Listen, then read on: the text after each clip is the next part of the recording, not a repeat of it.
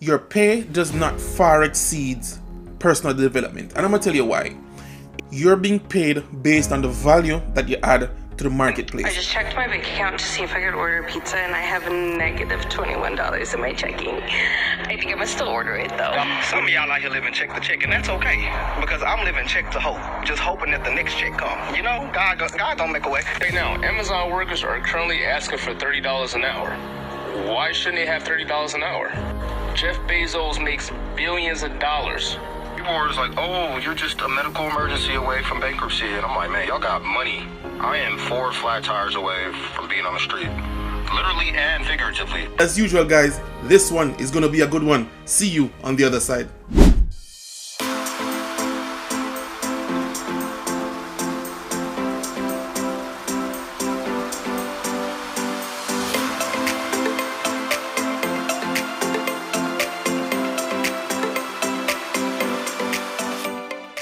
Welcome back to the channel. Welcome back to another video. Guys, my name is Andre, and as usual, if you're stopping by for the first time, please consider subscribing, and while you're at it, just go ahead and smash that like button. I would really appreciate it. Also, remember to hit that post notification bell so that you will be notified whenever I upload a new video. Well guys, as usual, I'll be reviewing these videos. I'll be giving you my opinion on what I think they should have done, or what I would have done had I been in their situation. This is how I know that so many people in this world are brainwashed. There are currently so many workers right now going on strike because they want livable wages. Livable wages. I'm not talking about money to buy a yacht. I'm not talking about money to buy a mansion. I'm not talking about money to buy properties. I'm talking about money to live on, like to survive, so they can eat, so they can feed their families. Like right now, Amazon workers are currently asking for $30 an hour. Why shouldn't they have $30 an hour? Jeff Bezos makes billions of dollars. Billions of dollars. So $30 an hour isn't asking for too much. And there's people out there who say $30 an hour is crazy to move boxes. My thing is, they should pay McDonald's workers $30 an hour to flip burgers. Here's something that a lot of people fail to understand. At one point in time, the milkman, this man right here who delivered milk in a small truck, was able to afford to provide for an entire family by himself. Meaning one income as a milkman, he was able to pay for his housing, pay for food, pay for his wife to stay at home, and take care of the kids off one income as the milkman. Now, I'm aware at this point in the video, a lot of y'all gonna say, well, the price of living has gone up. I agree. So why aren't wages compensating the price of living? Why is it normalized for people to have 2 jobs and have a side hustle just to survive? Why is it that every household has to have damn near 3 different incomes just to stay above water? And some people have multiple incomes and are still drowning in bills, are still trying to survive. And yet our society is so brainwashed thinking that we the people don't deserve more, and I am not comprehending nor understanding why are you feeling this way? Why is it okay for rich people to have multi-million-dollar yachts, multi-million-dollar mansions? They have beach houses, vacation houses that they don't even stay at. They just own it just to say they own it. And instead of people waking up and saying this isn't right, there are people out there who are genuinely envious, and they're so envious that they want to become one of these people who own multiple yachts, who own multiple mansions, who own multiple properties in this way that they don't even use.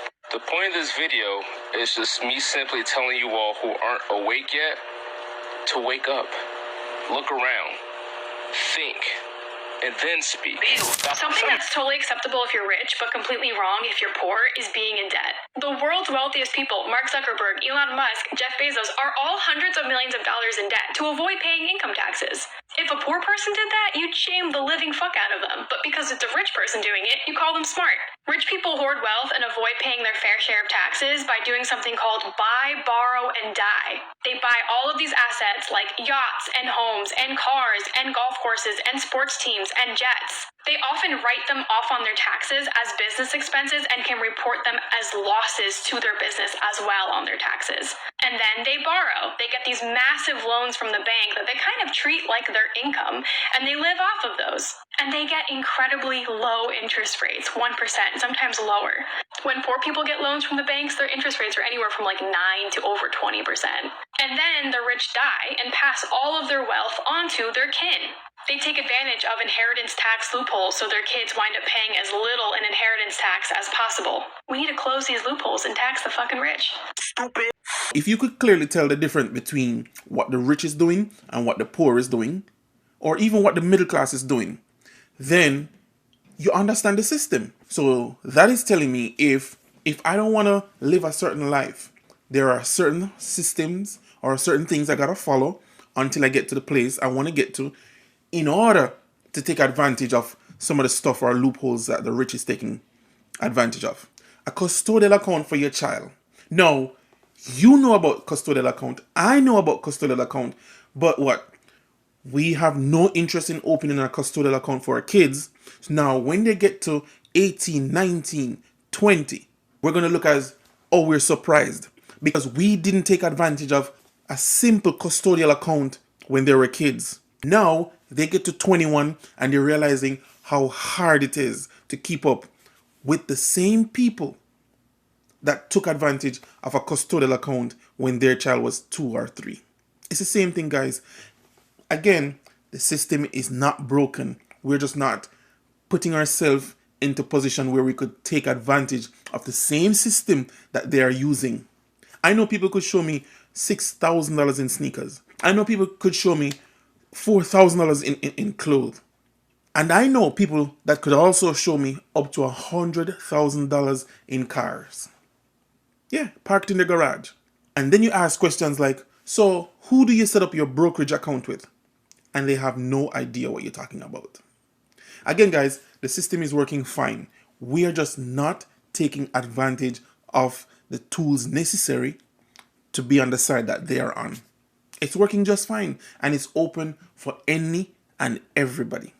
So I just finished watching this video from a creator named Sheila, and she's actually a lawyer on this platform. I wanted to stitch it because what she said just absolutely stopped me in my tracks, but she has stitches off, so I wanted to give you guys my take. In one of these videos, she talked about a CEO who allegedly said Americans need to be kept hungry so they keep showing up to work. There was also mention of Elon Musk's mother saying that the poors need to keep having children so that her son has people to work in his factories. Now, I could not personally find sources for these quotes, but even if they are paraphrased or symbolic, they are painting a picture on a system that thrives on inequality, a system that works hard to keep people struggling and overworked and stuck in survival mode, because that is how control is maintained. She also talked about this in relation to the TikTok ban from a lawyer's perspective, which I thought was really interesting. But essentially, the point that she's trying to get across is poverty doesn't just happen. It's manufactured. Like how people aren't allowed to collect rainwater, or grocery stores incinerate food because it's about to go bad instead of donating it. And it takes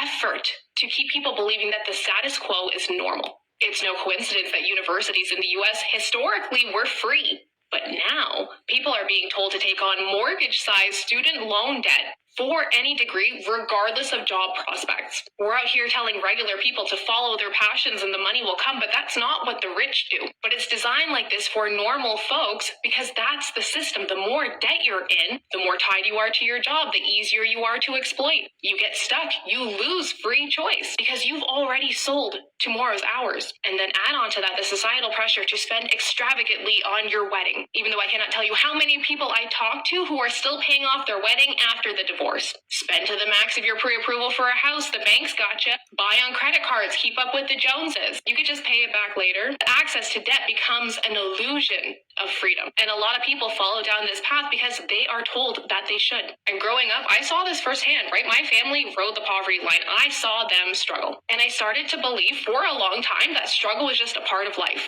But it's not a part of life for everyone. Now, after being around wealthy people and becoming wealthy myself, the difference is staggering.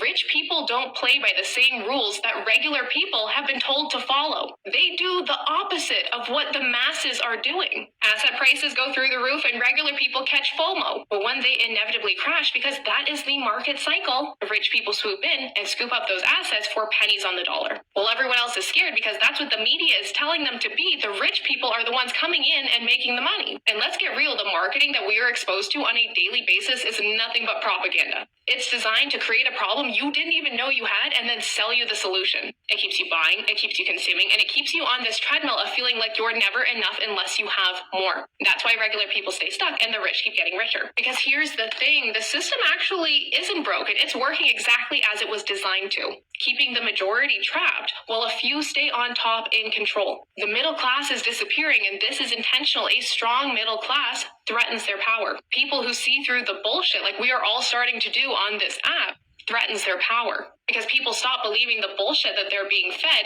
and they use this to communicate with other people and share what's really going on. The thing here that I want you to take out of this is you don't have to play their game. You can learn to build wealth. You can learn to escape. When I started doing the opposite of everything that I had been told to do, that is when I got rich. That is when I found my freedom. I went from $40,000 in debt to millionaire at 30, not because I followed the rules, but because I questioned them. I did this by learning how to get my money working for me, like the rich do, instead of just working myself into the ground for someone else. If you are tired of being told to settle for less, this is your wake-up call. One of the funniest things I see on the internet is this image about how all rich people are just greedy, obnoxious, and selfish. And coming from someone who started out poor, lived with and interacted with poor people the majority of my life, to now speaking with and hanging out with people that make $1 million a month, I can very clearly tell you that the difference is night and day. And I'm not saying rich people are perfect at all, but poor people, they don't seem to value their own time or yours. They barely have any order in their life in any form. They love to complain about the most minor inconveniences, but oddly enough, they take very small amounts of accountability for the circumstances that they're in that led them to those inconveniences in the first place. And more often than not, they don't even care about their own property, let alone yours. If you think I sound crazy, just ask yourself right now, who would you rather have as a neighbor, a rich person or a poor person? Not only are you going to say rich every single time, but I don't know any rich people with the freedom to live anywhere they want in the world go back and choose to live around poor people. No, you see what I'm talking about?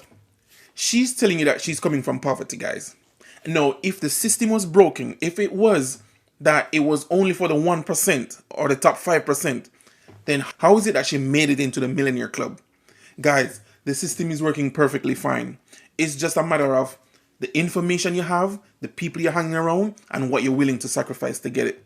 Now, hold on, guys. Let us stop for a quick second. Now, if you've made it this far in this video, please go ahead and give this video a thumbs up. Also, if you've not yet subscribed to my channel, please go ahead and subscribe. Now, guys, thank you for your like and thank you for your subscription. Let's get back to the video. Recently that I can't get out of my head. A Harvard business professor and economist asked more than 5,000 Americans how they thought wealth was distributed in the United States. This is what they said they thought it was. Dividing the country into 5 rough groups of the top, bottom, and middle 20% groups, they asked people how they thought the wealth in this country was divided. Then he asked them what they thought was the ideal distribution.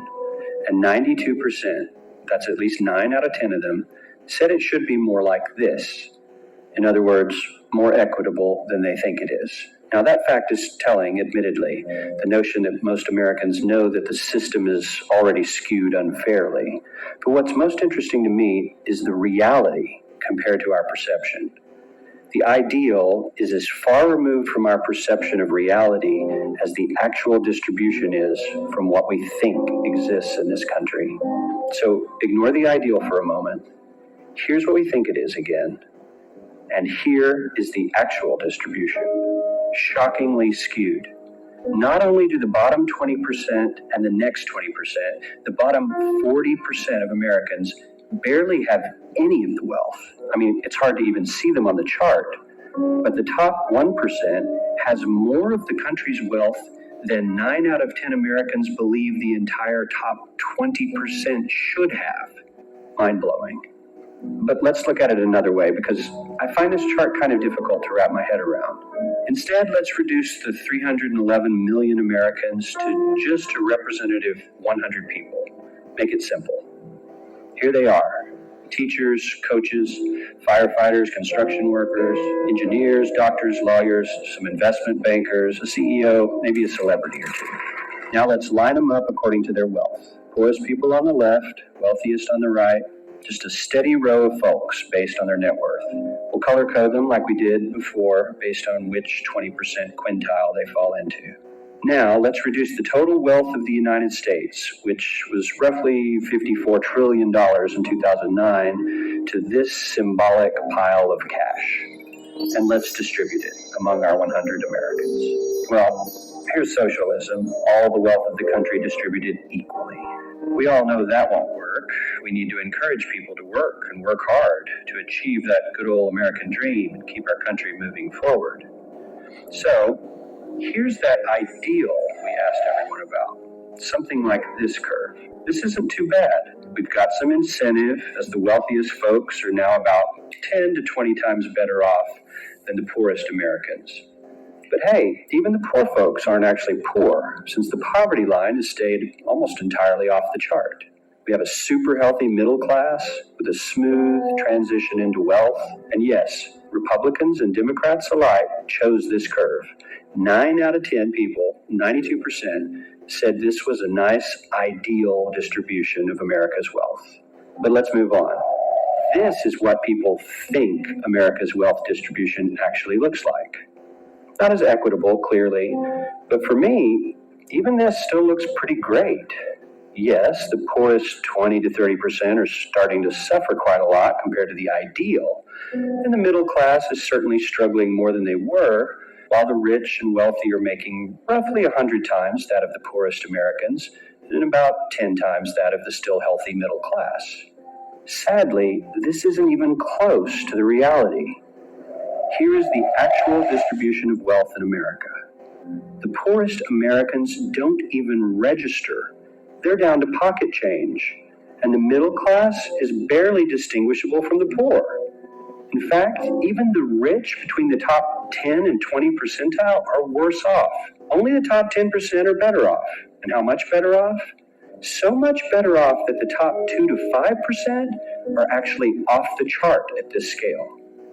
And the top 1%, this guy, well, his stack of money stretches 10 times higher than we can show.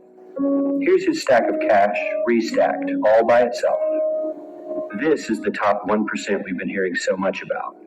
So much green in his pockets that I have to give him a whole new column of his own because he won't fit on my chart.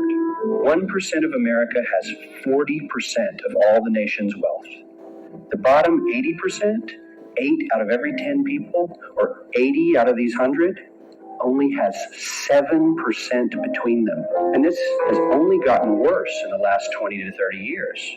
While the richest 1% take home almost a quarter of the national income today, in 1976, they took home only 9%, meaning their share of income has nearly tripled in the last 30 years. The top 1% own half the country's stocks, bonds, and mutual funds. The bottom 50% of Americans own only 0.5% of these investments, which means they aren't investing. They're just scraping by. I'm sure many of these wealthy people have worked very hard for their money. But do you really believe that the CEO is working 380 times harder than his average employee? Not his lowest paid employee, not the janitor, but the average earner in his company. The average worker needs to work more than a month to earn what the CEO makes in 1 hour. We certainly don't have to go all the way to socialism to find something that is fair for hardworking Americans. We don't even have to achieve what most of us consider might be ideal. All we need to do is wake up and realize that the reality in this country is not at all what we think it is. Now, I must say, I was looking at the updated numbers for this video, and guys, it is staggering. It is unbelievable, mind-blowing. Let me just say this. The bottom 60% is only holding 2% of America's wealth. That's how bad it is. And also, when you take a look at how money is distributed among the classes, guys, it's horrendous. Because the middle class, or who I call the consumer class, all they do is spend. They just go above and beyond with consuming. When we have fun or when we treat ourselves, we consume. That's it. When the rich treat themselves, they pick up assets. One consume, one pick up assets. But you know what, guys? Please help me out with this video in the comment section, because I want to know if I'm off. I want to know if I'm just not understanding what's happening. I want to know if I'm getting it right. You know, so I really want to talk to you guys in the comment section. So go ahead and help me with this video, because maybe I'm seeing something completely different. But to me, I think the system is working perfectly fine. And once again, guys, we've come to the end of another great video. Now, if you found value in this one, please go ahead, subscribe, like, or share. Or better yet, if you know someone that might find value in this one, please go ahead and share. Now, as usual, you won't get all your information from this one video, so please go ahead and click on this one right here. And now you will have access to the financial market, the financial news, making your first investment, and definitely my journey towards financial freedom. As usual, guys, be safe, and I'll see you on the next one. Peace.